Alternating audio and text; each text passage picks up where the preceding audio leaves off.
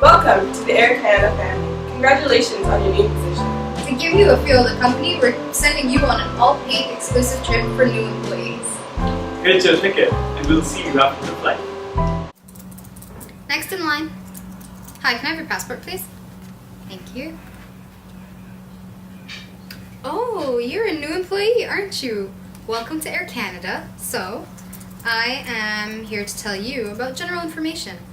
Well, let's start. History. Air Canada came into being on April 10th, 1937. When TransCanada Airlines was incorporated by an Act of Parliament to coordinate air transport across Canada's broad expanse. Air Canada was originally named TransCanada Airlines until 1965 when they changed to Air Canada. Air Canada's mission statement is connecting Canada and the world. The company's vision is building loyalty through passion and innovation, and they have core values that help implement this vision and mission statement, which are safety first and last, making every customer feel valued, working together, acting with integrity, valuing all employees, and a drive for excellence. The organizational structure. Air Canada's organizational structure is your traditional structure with a top-down approach. After the top managers, which include the CEO, the board of directors, and the chiefs of different groups. These groups include things such as financial planning, flight operations, international customer experience, human resources, and a group basically for every country we operate in. For this specific industry, a group for every country they operate in is very efficient because in different countries you have different traditions and different regulations, so making sure that you have people who can actually represent their country is essential in this industry. So by dividing the company into functional groups that are all working on the same kind of job and have a common goal, this will allow for the company's standards to be met efficiently. Also, this increases employee productivity as there is no confusion on what the employee's responsibilities encompass. Rather, everyone is aware of what they are in charge of finishing in order to achieve the common goal in the department that they are with. Okay, so this is good. Can I have your bag, please? Thank you. We're gonna weigh that. Okay. So we're gonna have an overview of the services that we offer. Air Canada's main service is to offer, obviously, safe and comfortable flight to everyone. Although Air Canada does offer many other services for its customers. Air Canada has Air Canada's Vacation. It is a leading Canadian tour operator. Air Canada also has a top-tier program called Altitude, which appreciates the company's most common and frequent flyers by rewarding them with exclusive travel privileges. Lastly, we have Air Canada Jets, which is an Air Canada's specialty charter service. It provides air travel featuring all business class seating and personalized service. So lastly, before I get you going, is just global operations. Air Canada operates in all of North America, most of South America, and Europe. It also operates in India, China, Japan, Turkey, UAE, Jordan, Singapore, Australia, Thailand, South Korea, Taiwan, and Israel. Your bag has been checked in, and I'll put your boarding pass in here, and we hope to see you soon. You can put your shoes back on. Now I'm gonna have a quick security check to make sure everything goes good. Oh, you're a new employee. I'm gonna be giving you information about our Air Canada's worker compensation. First off, our potential full-time jobs with their pay, benefits, and incentives. The pay. The typical Air Canada flight attendant salary is $38,000, to which compensations add make it around $40,000. Additional compensations are provided, which include cash bonus, profit sharing, which is available through all attendants working, commission sharing, tips, which add a major increase to all attendants working, which is about $12,000. The salary itself, summed up with the compensation and additional compensations, add up to a total salary of $60,000 per year. 83% of Air Canada flight attendants receive more than $56,000 in compensation per year. Benefits and incentives. In addition to compensations mentioned before, flight attendants receive incentive rewards as well as health and defined pension benefits, for total compensation valued at $73,000. Other benefits include air travel discounts for employees and their immediate family members, vacation packages, discounts which include cruises and hotels, where employees are provided with unlimited space with available travel on Air Canada and Jazz flights throughout the network. In addition, employees are also available travel, excess, and preferential rates on other carriers. duty-free discounts, personal goods, shipping discounts with Air Canada Cargo, discounts on a range of merchandise advertised through the company's intranet, from cell phones to spa treatment. Air Canada provides comprehensive healthcare and dental care benefits. It is one of the most generous benefits packages in Canada, covering employees' healthcare costs, which includes semi-private hospital room, physiotherapy, medical travel insurance, home care, medical equipment and supplies, massage therapy, pediatrics, osteopathy, chiropractor, etc. Maternity top-up is also provided, which is about 70%. Concern for employee work-life balance. Employee Assistance Plan (EAP) is plan developed to set a work-life balance for its employees, which include massages coverage for about $800, also including extended parental leave and depending on employee group. Air Canada has multiple employee groups. Family-friendly policies may vary by position, where new mothers may receive maternity top-up payments ranging from 60% to 70% of salary up to 17 weeks. Alternative work options provide flexible work hours, 35-hour week with full pay, compressed work week, and telecommuting. Commitment to employee development. Air Canada provides its employees with in-house training initiatives, where they are provided with mentoring, in-house training, online training, leadership, paid internships, as well as subsidies for professional accreditation, where Air Canada covers 100% of the tuition. Air Canada also covers up to 50% of non-related tuition per year.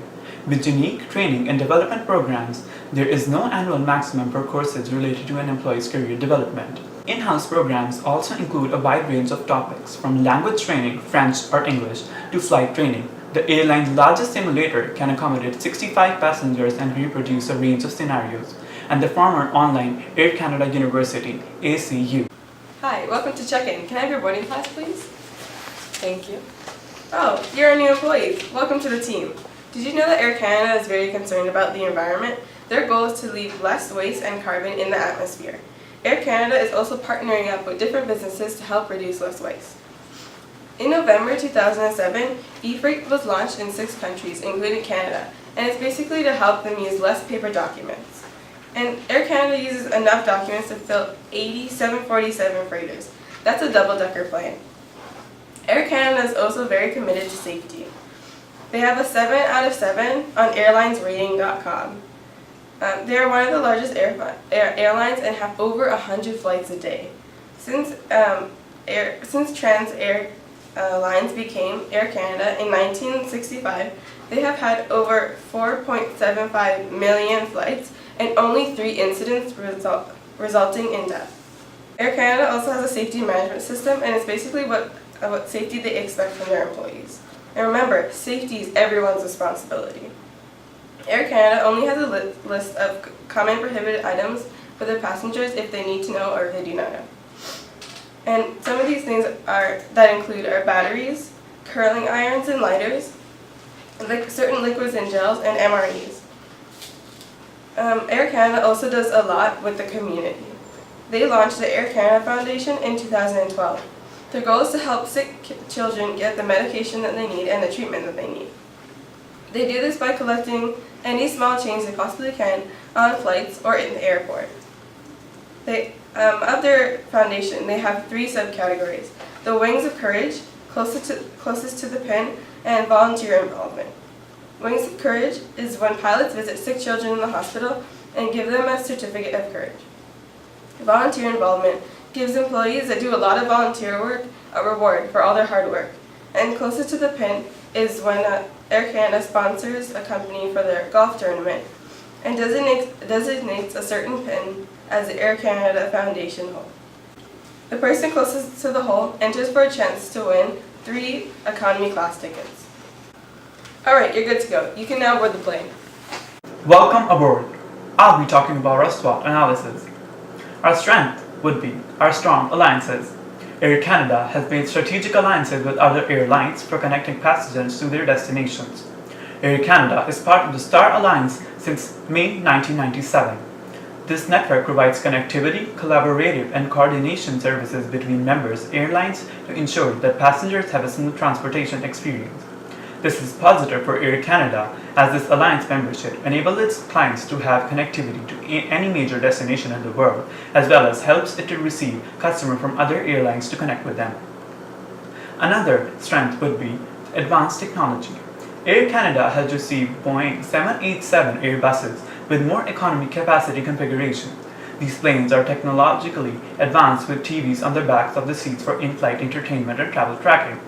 The new technology that results in increasing travel times and convenience for customers. Air Canada has implemented customer relationship management systems to assist and interact with customers regarding reservations, check-in flights, flight monitoring, and easy switch options. This is easily available online on mobile devices. Another feature of Air Canada's use of technology is offering free Wi-Fi service to its customer on specific routes. This is an additional bonus that demonstrates that Air Canada recognizes the need for customers to communicate and connect during flights. Although Air Canada's revenues have increased since 2014, there is still a huge increase in liabilities on the books, which causes to bring in a weakness, which is our unhealthy financial outlook. The debt to equity ratio is 9.8 to 1. This means that Air Canada does not have enough leverage and cannot safely use its debt as a source for its financial needs. Shareholder equity is also very small. Air Canada can still operate as they have cash flow but need to lower their debt in order to attract new investment. Opportunities for Air Canada may be new markets and grow customer base.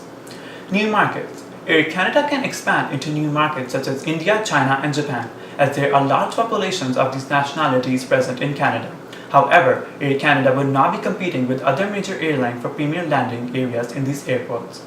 Another opportunity would be grow customer base.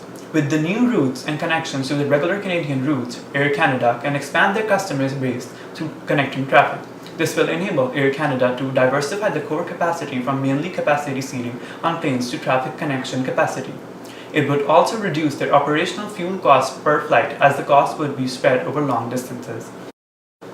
Threat for Air Canada would be the new entrants. With the new change in ownership legislation passed in November 2016, foreign investors now have the opportunity to invest in new airlines in the domestic market. The foreign ownership threshold has been increased from 25% to 49%. Jetline and Interjet, the smaller domestic airlines, have been granted special privileges to launch. They are the first recipients of the new foreign investment. With new entrants, there is a competitive price bar that serves to suppress the newcomers and keep dominance. But surely Air Canada will continue to provide quality service. Now, you may make your way to the left, where the pilot awaits. She's a real beaut, isn't she? Oh, I meant the plane. Welcome. I heard you just got a new position in Air Canada. Welcome to the family. I'm the pilot, and my job is to tell you about the pest analysis of this company. So let's get right to it. Political. The Canadian airline industry operates in a highly regulated political environment where passengers are the main priority. This means with there being more competition in the industry and regulations in demand, passengers are in a position to push for lower prices. A law that allows for this is the FRC, also known as the Flight Rights Canada, which is an air passenger rights initiative that included a voluntary code of conduct for airlines.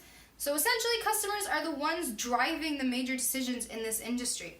Another law Air Canada should be aware of is the Open Skies Agreement between Canada and America, which was legalized in 2007 and allows for air transportation services to be used in a much simpler manner. Air Canada can actually offer lower prices for flying between the two countries because now there's a higher demand for tickets on those flights, and essentially Air Canada can reduce the prices that it offers, which is great because we all love low prices. Now, to talk about economics. This is where the money comes into play. There are extensive amounts of economic forces that contribute to the economic hardships of Air Canada.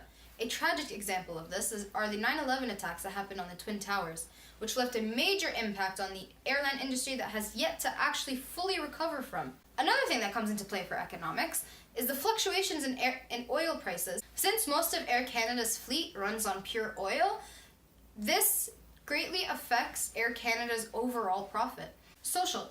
Due to the emergence of the millennial generations into the consumer class, this has resulted in major social changes. These changes include changes in terms of service, where consumers have become much more demanding. Therefore, to meet the increasing demands of this segment, Air Canada must stabilize their costs. This is due to the age profile of passengers becoming a much younger demographic. In terms of the business class, improved communication facilities have reduced the need for employees to fly down for meetings. Technology. And I know all the youngings out there are all up to date with the thingamabobs and the latest thingamajig and whatever, I can't keep up with it. But to give you technology, due to the shift to a younger demographic of consumers, Air Canada must keep up. With the ever-evolving technological trends, passengers expect those technologies to be integrated into their flying experience. Moreover, the use of the latest technology in terms of aircrafts would not only lower fuel consumption, but also lower the cost of airline operations and improve efficiency. So although the improvement in technology is expensive in the short term, it greatly benefits Air Canada in the long term, making their competitive advantage innovation. Well, that's all I have for you today. If you can head on back to your seat where a flight attendant will help you at the end of the flight, I've got an airplane to fly.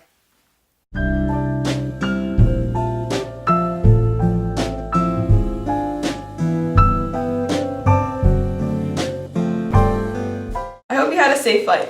Your next stop is to learn about business leadership. Did anyone tell you about our CEO, Calin Rovinescu? He's been our CEO as of April 1st, 2009. He has quite the resume, so let me start. He was Executive Vice President of Corporate Development and Strategy of Air Canada from 2000 to 2004. He was a Chief Restructuring Officer during the airline from 2003 to 2004. He is a co-founder and principal of Genuity of Capital Markets from 2004 to 2009.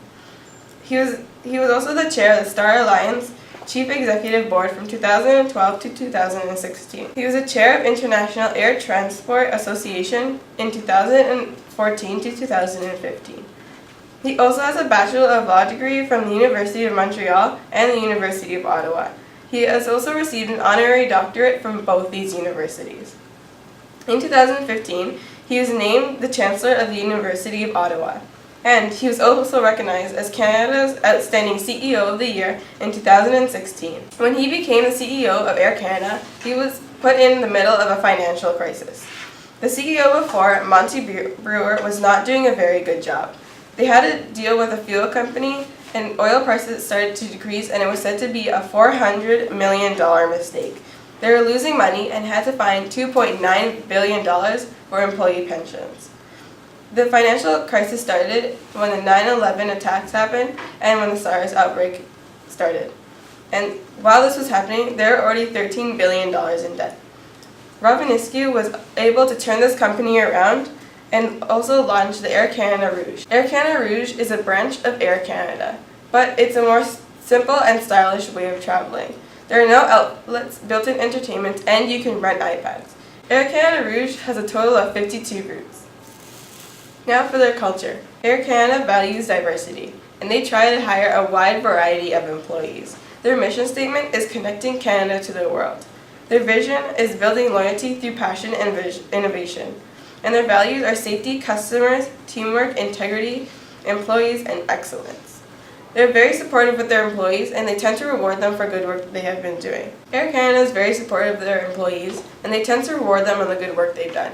Also, in Air Canada, it is possible to move up in the company, as proved by the CEO. Now you can grab the rest of your bags and meet the rest of our team outside. Welcome back. We hope you enjoyed your flight. We hope this flight gave you a better understanding of all the different aspects of Air Canada. Thank you for joining us. We hope to help you soar new heights.